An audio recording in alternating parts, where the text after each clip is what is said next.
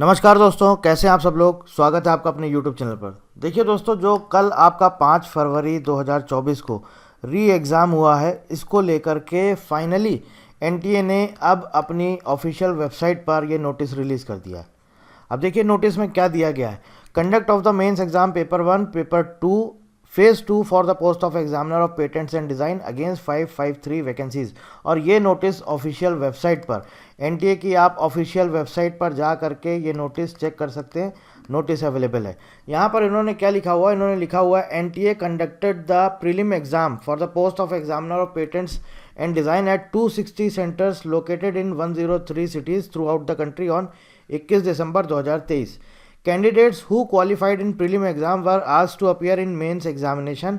और ये डेट दी गई है 25 जनवरी 2024। और इसके बाद इन्होंने लिखा हुआ है however due to a technical glitch some candidates received admit cards with center details of the prelim examination held on 21 December 2023 initially.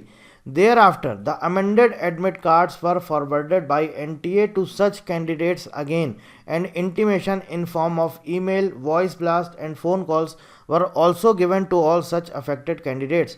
However, a few of these candidates did not respond to any of the messages and reached the center as per the initial admit card. This technical glitch thus resulted in a few candidates missing the examination on 25th of January 2024. और इसके बाद क्या हुआ, इसके बाद इन्होंने बोल दिया the matter was deliberated and in order to give fair opportunity to such candidates the mains examination was reconducted on 5 February 2024 for candidates who missed the examination on 25 January 2024 due to the above mention technical glitch. और ये देखिए अरुण कुमार गुप्ता जी का sign है, under secretary to the government of India.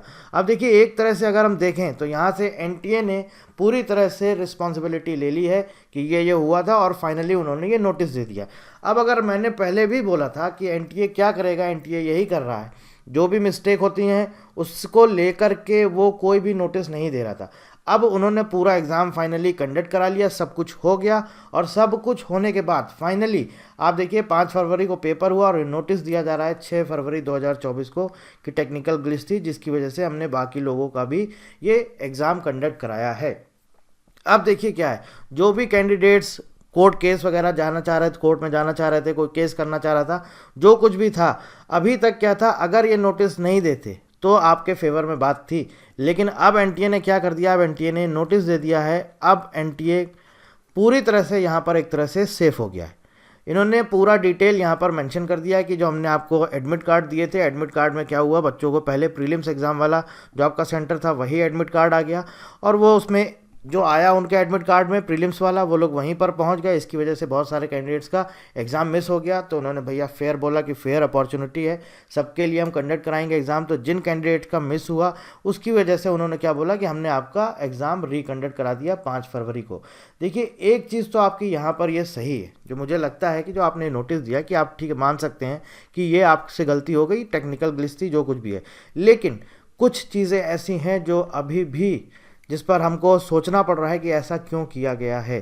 अगर आपको ये exam reconduct कराना था 5 फरवरी 2024 को, अगर आपको ये एग्ज़ाम रिकंडक्ट कराना ही था तो आपको पहले से पता था टेक्निकल ग्लिच हुआ है, और ये जो कैंडिडेट्स का मिस हुआ है, आपको 25 जनवरी का एग्ज़ाम ख़त्म हुआ है, उसी के आपको 1 या 2 दिन बाद आपको ये नोटिस देना चाहिए था कि आपका जिनका भी मिस हुआ है उनका हम रिकंडक्ट कराएंगे।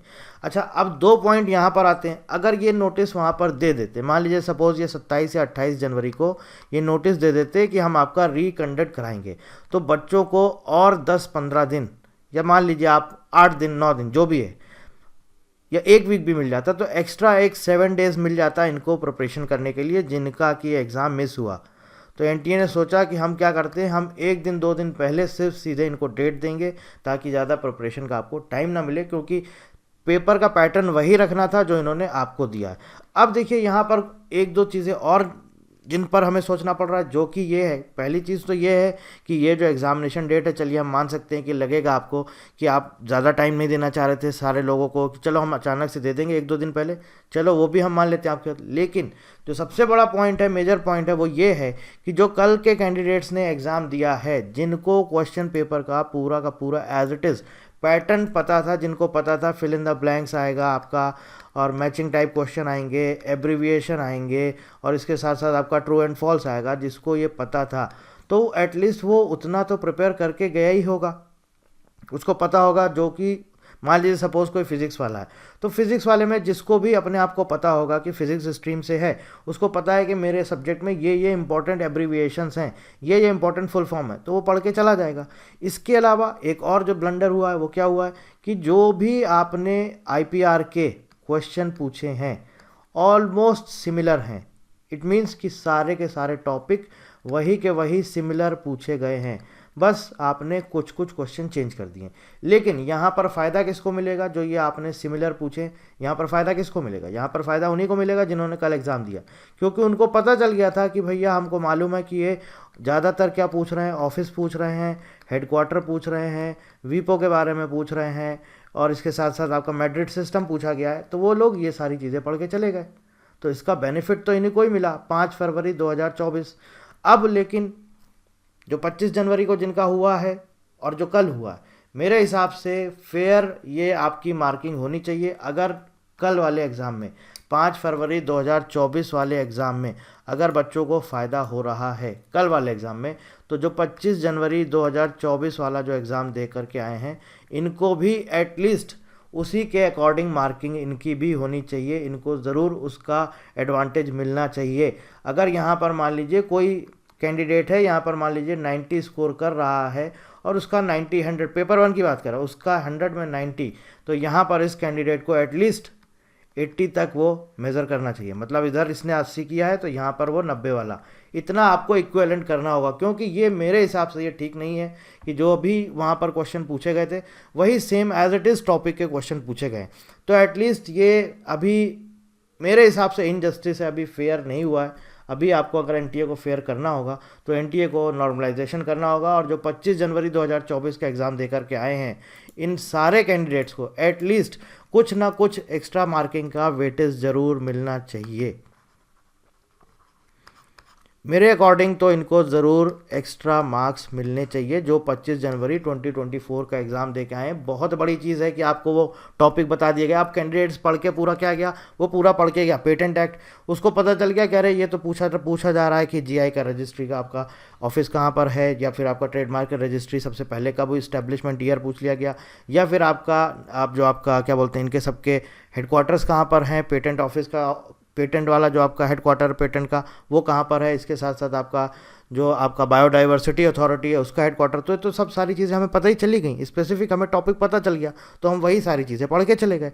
अब जब वो पढ़ के चले गए तो ऑब्वियस है उसका एक्स्ट्रा एडवांटेज हमें मिलेगा। तो अगर आप इनको एडवांटेज दे रहे हैं 5 फरवरी 2024 वाले कैंडिडेट्स को, तो आपको इनको भी मेज़र करना होगा, इनको भी आपको एक्स्ट्रा कुछ ना कुछ एडवांटेज देना ही होगा। अदरवाइज़ मेरे हिसाब से ये अभी फेयर नहीं है। ये आपने नोटिस दे दिया, चलिए आपने ठीक किया, आपने अपनी गलती मान ली, आपने एक्सेप्ट कर लिया, आपने नोटिस दे दिया, यहाँ तक बात ठीक है, हम मान लेते हैं, चलो ये फेयर है। लेकिन आपको एटलीस्ट 25 जनवरी 2024 वाले कैंडिडेट्स को कुछ ना कुछ एक्स्ट्रा मार्क्स देने होंगे, जिससे कि वो इक्विवेलेंट हो जाए 5 फरवरी 2024 वाले मार्क्स के बराबर लगभग हो जाए, तब तो मैं मानूंगा कि हाँ चलो ये फेयर हुआ है। अदरवाइज़ अभी तक ये फेयर नहीं है। ऐसा ज़रूर करना चाहिए एनटीए को। बाकी जो भी होगा, जब तक रिज़ल्ट आता है देखते हैं हम लोग, रिज़ल्ट आएगा उसमें देखते हैं कि रिज़ल्ट में क्या चीज़ें आती हैं। और ये under secretary of the government of India Arun Kumar Gupta ji, इन्होंने रिस्पॉन्सिबिलिटी ली है, और ये पूरे यहाँ पर इन्होंने ये आपका पब्लिक नोटिस दे दिया कि ऐसा ऐसा हुआ है, लो भैया हमारे गलती हुई, हमने इनका रिकंडक्ट एग्ज़ाम करा दिया। और ये भी क्यों किया? क्योंकि बवाल किया कैंडिडेट्स ने। अगर ये नहीं करते, जा करके वहाँ कैंडिडेट्स मिले जा करके, अगर वो नहीं करते तो इस चीज़ को भी ये छुपा लेते, और ये क्या करते, नोटिस ही नहीं देते, कुछ इस तरह का पब्लिक नोटिस नहीं देते। अब आप देखिए, मतलब आप क्या बोले, मैं 5 फरवरी को एग्ज़ाम हो गया, उसके बाद आप 6 फरवरी को ये नोटिस दे रहे हो कि हमसे गलती हो गई, अच्छा इसलिए हमने ऐसा ऐसा किया है। अरे अगर हुई थी तो आपको एटलीस्ट पहले बताना चाहिए था। एनीवे चलिए, तो बात की बात है, अब देखेंगे क्या होता है फाइनली जब रिजल्ट आएगा। तो मैं सारे कैंडिडेट्स को, जो भी मैं, आप 25 जनवरी का भी आप एग्ज़ाम दे के आए हैं, आप चाहे 25 जनवरी को दे के आए हैं या फिर 5 फरवरी को, इनको तो चलो मैं मान सकता हूँ कि आपको एडवांटेज मिला है, लेकिन जो 25 जनवरी 2024 को जितने भी कैंडिडेट्स एग्ज़ाम दे करके आए हैं, मैं आपको यही बोलूँगा कि डिसअपॉइंट मत होइए, रिजल्ट का वेट करिए, उसके बाद फिर आगे देखते हैं कि क्या होना है। सो रिजल्ट का ज़रूर वेट करिए, मुझे लगता है कि आपके फेवर में चीज़ें ज़रूर होंगी। ठीक है, बाकी देखिए, आप देख ही रहे हैं, आप लोग सब कुछ, आपने सब कुछ कर लिया एनटीए के अगेंस्ट में जा करके, सबने सब कुछ कर लिया, क्या हुआ, इन्होंने दे दिया पब्लिक नोटिस। तो ये जो चीज़ है, ये गवर्नमेंट एजेंसी है, इनके अगेंस्ट में ऐसे नहीं लड़ा जाता है कि आप सोचेंगे कि ट्विटर पे कैंपेन चला दिया जाए तो ट्विटर पे कैंपेन चलाने के बाद इनको कुछ फ़र्क पड़ेगा, ऐसा नहीं होता है। इसके लिए पूरा एक लीगल प्रोसेस होता है, क्योंकि इतनी बड़ी एजेंसी है, उनके अगेंस्ट में आप सोचेंगे कि हम जा कर के एक लेटर दे दें, उससे कुछ नहीं होने वाला। पूरा प्रॉपर एक लेटर या एक लॉयर आप हायर करिए, उसके बाद पूरा प्रॉपर तरीके से इनके अगेंस्ट में केस करिए। जब आपको पता चल रहा है कि इनकी ये मिस्टेक है, अभी तो इन्होंने पूरी तरह से अपने आप को बचा लिया है, तो अब आप कुछ कर ही नहीं सकते यहाँ पर। अब आपको सिर्फ वेट करना है रिजल्ट का। देखिए रिजल्ट कब तक आता है, और सिर्फ उम्मीद रखिए कि जो होगा आपके फेवर में अच्छा ज़रूर होगा। मतलब इनजस्टिस मेरे हिसाब से एनटीए को नहीं करना चाहिए। बाकी कुछ भी पूछना चाहते हैं तो दोस्तों कमेंट करके पूछ सकते हैं। So thank you very much and thank you for watching.